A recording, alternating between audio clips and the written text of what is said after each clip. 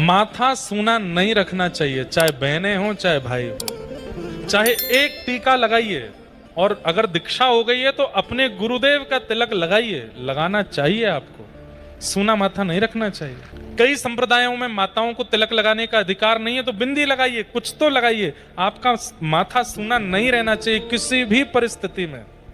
आज जिन लोगों का सूना है वो लोग शर्माओ मत, कल से लगा लेना। नित्य तिलक धारण करो। तिलक धारण करने की महिमा क्या है? एक बार एक बड़ा पापी व्यक्ति यमलोक से यमदूत भेजे गए इसको लेने के लिए।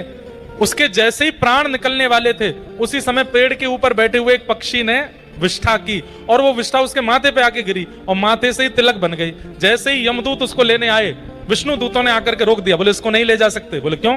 देख नहीं रहे माथे पे तिलक लगा है?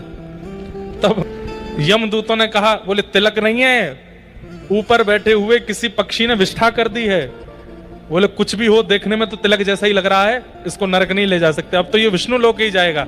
सोचिए, गलती से विष्ठा रूप में अगर माथे पर कुछ पड़ जाए तिलक जैसा, तो विष्णु लोक मिल जाता है। यदि हम नित्य गोपी चंदन हाथ में लेकर के, रोली हाथ में लेकर के, उसमें यमुना जल गंगा जल मिला करके गुरु मंत्र का जाप करते हुए तिलक धारण करते हैं, तो ठाकुर जी के लोक की प्राप्ति कैसे नहीं होगी।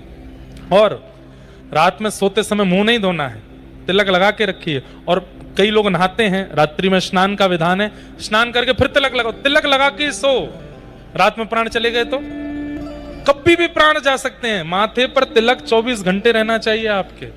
दूसरा, गले में कंठी माला। हम सब पिंड हैं। पिंड किसको बोलते हैं?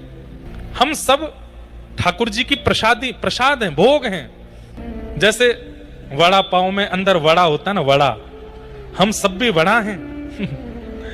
लेकिन ठाकुर जी का एक नियम है कि जैसे वड़ा पाव वाले पाव के साथ वड़ा खाते हैं, ठाकुर जी तुलसी पधरा के वड़ा पाते हैं। हम सब वड़ा हैं। अगर तुलसी नहीं धारण करेंगे तो ठाकुर जी पाएंगे कैसे?